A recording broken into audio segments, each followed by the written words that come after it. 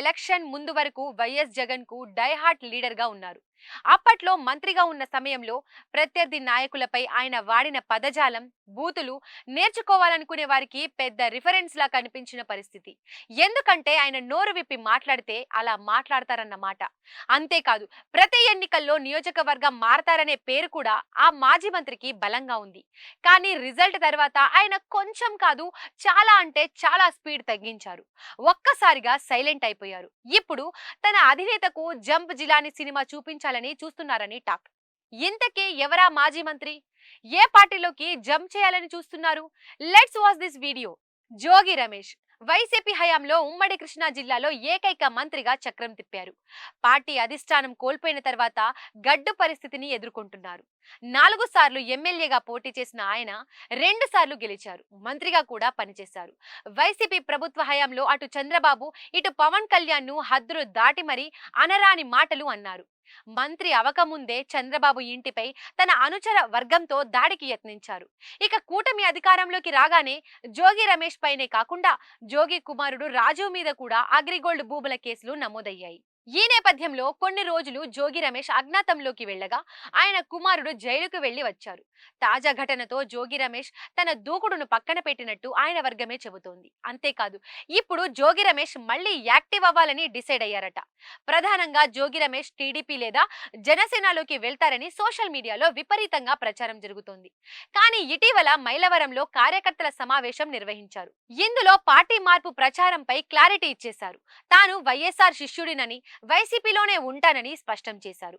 వచ్చే సంక్రాంతి నుండి నియోజకవర్గంలో పార్టీ కార్యాలయం ప్రారంభిస్తానని, అన్ని విధాలుగా సిద్ధంగా ఉంటానని క్యాడర్ కు భరోసా ఇచ్చారు. కానీ రాజకీయాల్లో అన్ని అనుకున్నట్టు జరగవు. సిచ్యువేషన్ ఎప్పుడు ఎలా ఉంటుందో, ఏ లీడర్ ఏ పార్టీకి చేరతారో ఖచ్చితంగా చెప్పలేని పరిస్థితి ఉంటుంది. ఇప్పుడు జోగి రమేష్ ఎపిసోడ్ లోనూ అదే జరుగుతోందా అన్న మాటలు వినిపిస్తున్నాయి. జగన్మోహన్ రెడ్డికి భారీ షాక్ ఇచ్చేందుకు జోగి సిద్ధమవుతున్నారని మళ్లీ ప్రచారం ఊపందుకుంది. అందుకే కూటమి నేతలతో ర్యాలీలో పాల్గొన్నారా అనే చర్చ నడుస్తోంది. విషయంలోకి వెళ్తే మాజీ మంత్రి జోగి రమేష్ టీడీపీ నేతలతో కలిసి నూజివీడులో ర్యాలీ నిర్వహించారు. ఈ విధంగా జోగి రమేష్ టీడీపీ నేతలతో చెట్టాపట్టాలేసుకొని తిరుగుతూ వస్తున్నారు. ఇప్పుడు అది పబ్లిక్ అయ్యింది. అలాగే వైసీపీ కూడా కొంతకాలంగా జోగి రమేష్ ను దూరం పాటిస్తున్నారు. ఆయన కోరుకున్నట్లుగా మైలవరం ఇన్ఛార్జ్ పదవిని ఇచ్చినప్పటికీ అక్కడ ఇప్పటి వరకు అడుగు పెట్టకపోవడమే ఇందుకు ఉదాహరణ అని గుర్తు చేస్తున్నారు. అయితే సర్దార్ గౌతు లచ్చన్న విగ్రహ ఆవిష్కరణ అంటే కులపరమైన కార్యక్రమం కాదు. అలాగని హాజరు అయ్యానని చెప్పుకునే పరిస్థితి జోగి రమేష్ కు కనిపించడం లేదు. ఇక జగన్ అధికారంలో ఉన్నప్పుడు ఆయన మెప్పు కోసం తాడేపల్లి నుండి వచ్చిన సూచనల మేరకు అన్ని పనులు చేశారు జోగి రమేష్. ఈ కారణంగా ఆయన కుమారుడు జైలుకెళ్లాడు. ఆయన చుట్టూ కూడా అనేక కేసులున్నాయి. నేరుగా చంద్రబాబు ఇంటిపై దాడి చేసిన కేసులోనూ నిందితులుగా ఉన్నారు. ఇంకా చాలా స్కాములున్నాయన్న ప్రచారం జరుగుతోంది. దీంతో ఇక తట్టుకోలేనని ఆయన డిసైడ్ అయిపోయి సైలెంట్ అయిపోయారు. కూటమి పార్టీలో చేరేందుకు కొంతకాలంగా ప్రయత్నాలు చేస్తున్నారు. కానీ ఇంతవరకు ఒక్క అడుగు కూడా ముందుకు పడలేదు. మంత్రి పార్థసారథి సాయంతో మరో ప్రయత్నాలు చేస్తున్నారు. ఆయన కూడా వైసీపీ నుండి వచ్చిన నాయకుడే కదా అని అంటున్నారు. అయితే ఆయనలా ఎంతలా టీడీపీ నేతలతో కలిసి తిరిగినా కూటమి పార్టీలో ఏ పార్టీలోనూ ఆయనకు ఎంట్రీ లభించడం లేదని అంటున్నారు.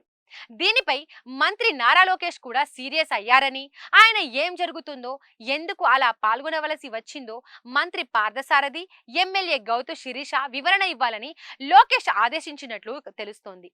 మరోవైపు టీడీపీ నేతలతో కలిసి జోగి రమేష్ ర్యాలీలో పాల్గొంటే తప్పేముందని వైసీపీ వర్గాలు ప్రశ్నిస్తున్నాయి. మరి జోగి రమేష్ ఎపిసోడ్ లో ఏం జరుగుతుందో చూడాలి.